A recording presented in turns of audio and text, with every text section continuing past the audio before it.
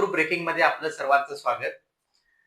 मंडळी, कोल्हापूर शहरातच नव्हे, कोल्हापूर जिल्ह्यामध्ये जातीपातीच्या पलीकडे जाऊन ज्यांनी आपला समाजकार्यात आणि राजकारणामध्ये वेगळा असा ठसा उमटवलाय, ते आदिल फराज साहेब आता माझ्यासोबत आहेत. महापालिकेच्या निवडणुकीच्या निमित्तानं आपण त्यांच्याशी खास अशी चर्चा करणार आहोत.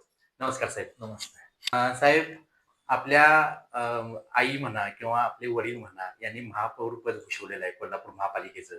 तुम्ही स्थायी समिती पद भूषवलेलं आहे. या प्रवासाबद्दल काय सांगा? नाही, पहिला तर मी हे सांगेन की कोल्हापूर नगरीमध्ये, या कोल्हापूरच्या मातीमध्ये आमचा जन्म झाला हे आम्ही भाग्यवान आहे. कारण हरून परासांना निवडून दिलं, बाबू परासांना निवडून दिलं 4-4 वेळा, परत आदिल फराज, परत हसीना फराज यांना निवडून दिलं आणि बाबू फराज आणि हसीना फराज या दोघांना महापौर केलं या कोल्हापूरच्या लोकांनी. म्हणजे हे किती मोठ्या मनाचे लोक आहेत याच्यावरून आपल्याला अंदाज लागतो. खरं तर कोल्हापूरचा जर विचारधारा बघितली तर राजर्षी शाहू महाराजांनी 100 वर्षापूर्वी जातीपातीच्या भिंती या नष्ट केल्या आणि महाराजांनी काय धडा दिला असेल तर ते प्रेम, बंधुभाव, आपुलकी आणि सगळ्यात मोठं म्हणजे माणुसकी, हाच सगळ्यात मोठा धर्म हे महाराजांनी कायम सांगितलेलं होतं. आणि म्हणून कोल्हापूरमध्ये आमच्यासारख्या कार्यकर्त्यांना कधीही बाजूला केलं गेलं नाही. आमच्या घराण्याची जी परंपरा आहे नक्की ही समाजकारणाची परंपरा आहे. आम्ही लोकांच्याशी ज्या पद्धतीने वागतो, ज्या पद्धतीने लोकांची काळजी घेतो, त्यांच्या अडचणी सोडवतो, त्यांच्या संकटाच्या काळामध्ये त्यांच्या पाठीशी उभं राहतो, हे सगळ्या गोष्टी आमच्या जमेच्या बाजू राहतात. आम्हाला राजकारण, कुठला घाण राजकारण कधी कळलं नाही. आम्हाला कधी जातीपाती, धर्मभेद हे काही माहिती नाही.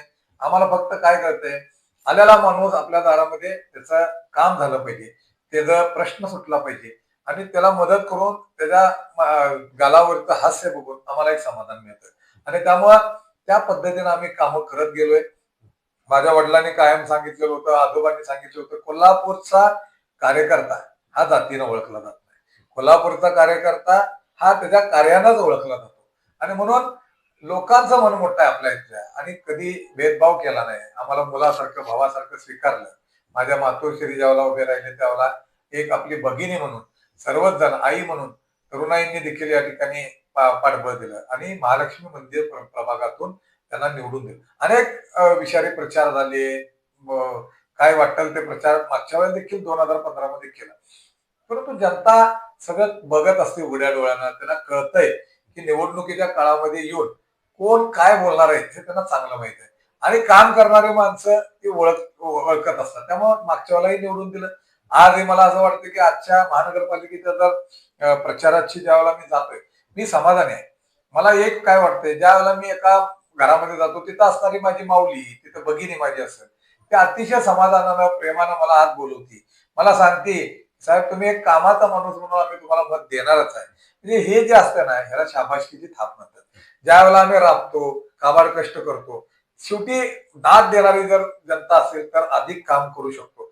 मी कोरोनाच्या काळामध्ये घेतलेली काळजी, अतिशय लोकांची, म्हणजे लहान मुलांसारखं लोकांना सांभाळले.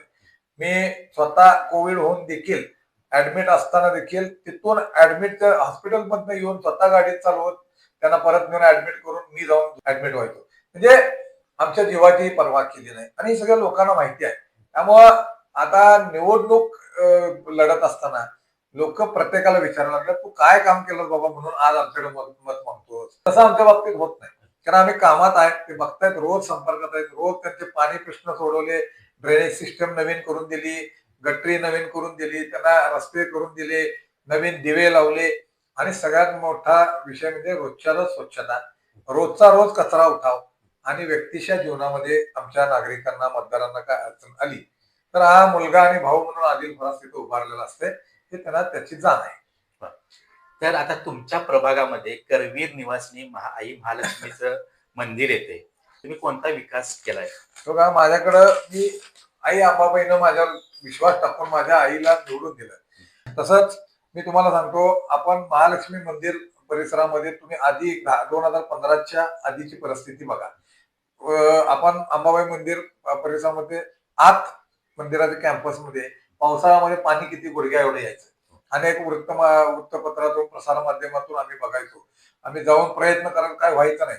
मग आपण काय केलं, विद्यापीठ हायस्कूल पासून ते ज्योतिबा रोड पर्यंत ही नवीन मोठं चॅनल तयार केलं आणि त्यातून पाण्याचा निचरा केला.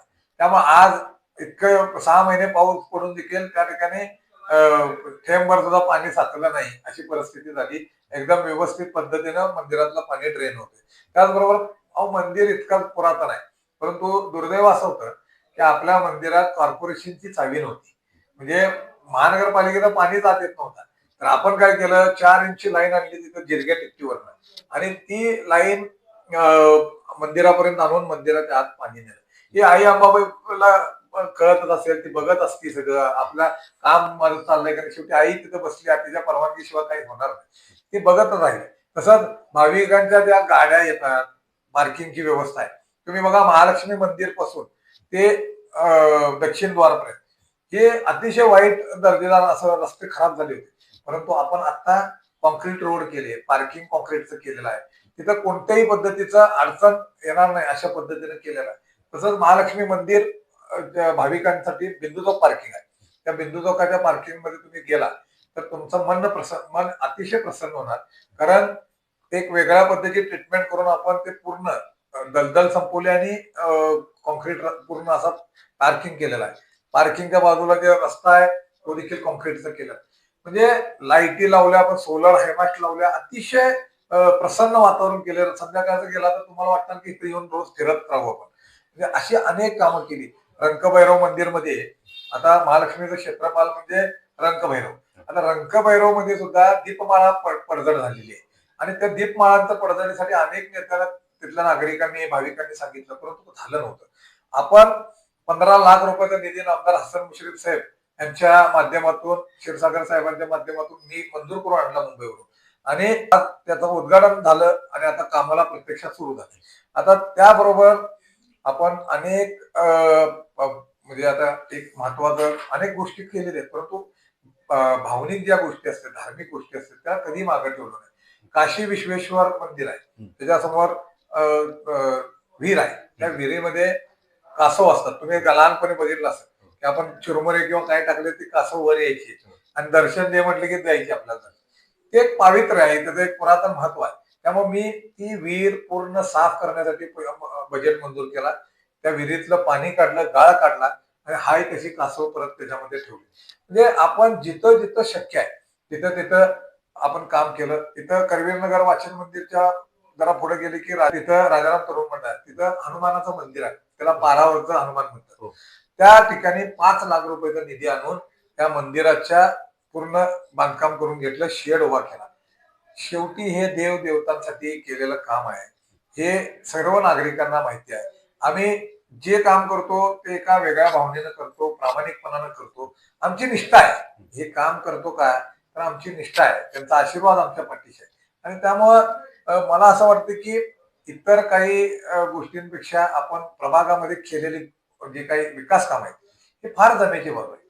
म्हणजे धार्मिक काम असू दे, वैयक्तिक लोकांच्या दारापर्यंत काम केलेलं आहे, हे फार जमेची बाजू आहे. त्यामुळे मला असं वाटतं की लोक अतिशय ताकदीनं माझ्या डोक्यावरती हात ठेवून मला विजयी करणार आहे. तुमची वाटचाल आता सध्या नामदार हसन मुश्रीफ साहेबांच्या मार्गदर्शनाखाली होत आहे, तर त्यांच्याबद्दल काय सांगा? नाही, माझे गुरु आहेत ते. हे बघा, मुश्रीफ साहेब म्हणजे गोर गरीब शोषित पीडित उपेक्षितांचा एक आधार म्हणून या जिल्ह्यामध्ये प्रसिद्ध आहे.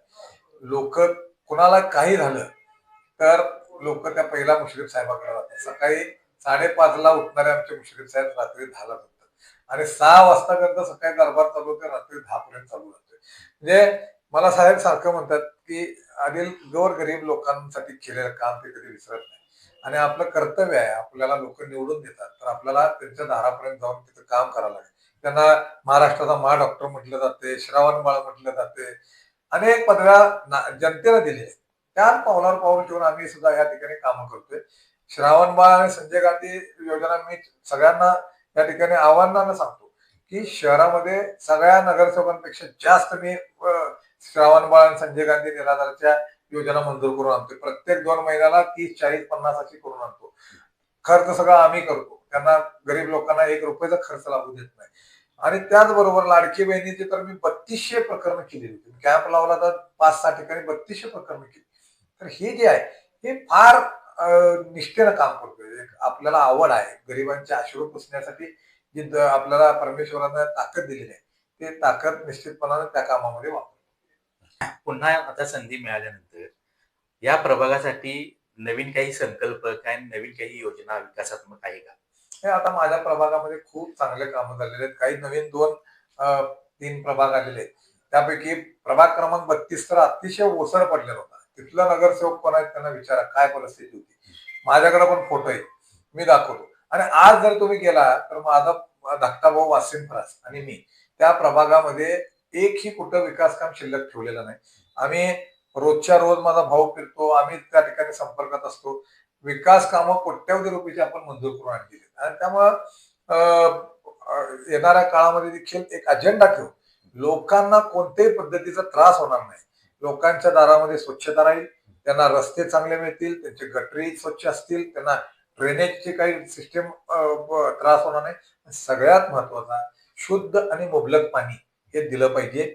सीसीटीव्ही सारखे प्रोजेक्ट आपण प्रत्येक ठिकाणी या ठिकाणी उभं राहणार आहे. तसेच महिलांना हाताला काहीतरी व्यवसाय त्यांना घर घर बसल्या काहीतरी करून द्यायचं अशी नियोजन आम्ही केलेलं आहे. तरुणांना हाताला काम द्यायसाठी नियोजन केलेलं आहे. येणाऱ्या काळामध्ये एवढीच भूमिका राहणार की या भागातला प्रत्येक मतदार नागरिक समाधानाने कसे राहील याच्यासाठी निश्चितपणानं आम्ही काम करणार आहे. तुमच्या कार्यकाळातच शाहू समाधी स्थळाचं काम सुरू झालं. याबद्दल काय सांगाल? शाहू समाधीचं काम आपल्या काळामध्ये झालंय. मुळामध्ये कामच मी सुरू केलं. स्थायी समितीत सभापती होतो. माझ्याकडं वसंतराव मुळीक साहेब आले आणि इंद्रजित सावंत साहेब आले आणि त्यांनी मला सांगितलं की महाराजांची इच्छा होती, पत्र दाखवलं की माझी समाधी नर्सरी बागेमध्ये व्हावी. तिथं त्यांचे गुरु राहतात, गुरु महाराज. तर त्यांची समाधी आहे. तर तिथं त्यांच्या शेजारी व्हावं. त्यामुळे आम्ही ते शोधली जागा, ती स्वच्छ केली. त्यामध्ये 3 पार्ट होते. 2 पार्ट हे ग्रीन झोन होते. एक गार्डन महापालिकेच्या ताब्यात. ते ग्रीन झोन 2 आहेत छत्रपती ट्रस्टकडे होते. मी महाराजांकडे गेलो, दोन्ही युवराजांकडे गेलो आणि तिथं विनंती करून ते जागांच्या संदर्भात मी सांगितल्यानंतर त्यांनी ताबडतोब त्या ठिकाणी आपल्याला करून दिलं. मी आपल्याला एवढंच सांगतो की समाधीचं काम माझ्या आयुष्यातलं सगळ्यात मोठं काम आहे. ज्या राजानं या देशाला दिशा दिली त्यांची समाधी करण्याचं भाग्य ह्या आदिल फरासला लाभलं. मी सुरू केलं काम. त्यानंतर माझा राजीनामा झाला. त्यानंतर अजून गती थांबली होती. परंतु परत माझ्या आईंना दुसऱ्या वर्षी महापौर होता आला आणि मी त्या 1 वर्षात ते कामाची अतिशय गती घेऊन कामाला पूर्णत्वाकडे नेलेलं आहे. त्यामुळे राजा राजर्षी शाहू महाराजांची समाधी हे माझ्याकडून कामाला सुरुवात झालं, पूर्णत्वाकडे गेलं. याच्यापेक्षा भाग्य कोणतंही नाही. या मुलाखतीच्या निमित्तानं नागरिकांना किंवा प्रभागातील मतदारांना काय आव्हान कराल? नाही, मी आवाहन करेन की आपण सुज्ञ आहात, आपण स्वाभिमानी आहात. काम करणाऱ्या लोकांना तुम्ही बाजूला करू नका. आम्ही किती कष्ट घेतलेत, किती काम केले हे तुम्ही बघितलेलं आहे. बाकी बाहेरनं येऊन टीका टिप्पणी करणारे किंवा काहीतरी पोस्ट करणारे यांच्यावरती नका लक्ष देऊ. आम्ही तुमचे मुलं म्हणून तुम्ही आम्हाला स्वीकारलाय. आम्हाला भाऊ म्हणून स्वीकारलाय. तर ती पदवी सगळ्यात मोठी आहे. नगरसेवक हा 5 वर्षासाठी असतो. तुमचं आमचं नातं जे जोडलं गेलंय किंवा जोडलं जाणार आहे ते आयुष्यभरासाठी आहे. काही लोक जाणीवपूर्वक या निवडणुकीला वेगळ्या दिशेला नेत आहेत. जातीपातीचं राजकारण करतायत. मला आव्हान करावं त्यांना देखील या कोल्हापूरमध्ये हे चालत नाही. राजकारण होऊन जाईल. आपण कोल्हापूर आपलं चांगल्या पद्धतीने ठेवू. सगळे त्यांना मी जे कोणी असतील त्यांना आव्हान करेन की हे होऊ नये. खरं तर माझ्या माता भगिनी हे कायम माझ्या पाठीशी राहतात आणि वडीलधारी तरुण मित्र अतिशय ताकदीनं माझ्यासोबत राहतात. त्यामुळे मला हेच आव्हान आहे की तुम्ही तुमचे उघड्या डोळ्यानं सगळे बघितलेलं आहे. हा आदिल फरास कसा आहे, हे काम करते का नाही आणि हा चुकीच्या पद्धतीने वागलाय का हे तुम्ही विचार करा. होय, खरंच जर मी काय असं वाटत असेल तुम्हाला की ह्या चुकीचं वागलाय तर मला खड्यासारखं बाजूला करा. खरं मी जर काम केलं असेल, तुमच्यासाठी राबलो असेल, कोरोनाच्या काळामध्ये काम केलं असेल, पुराच्या काळामध्ये पाणी पुरवठा केला असेल रात्रभर जाऊन, तर माझ्यावर अन्याय होऊ देऊ नका. माझं रक्षण करा, माझं रक्षण करा. भाई, वेळात वेळ काढून तुम्ही आमच्याशी संवाद साधलात याबद्दल मी तुमचा आभारी आहे. धन्यवाद.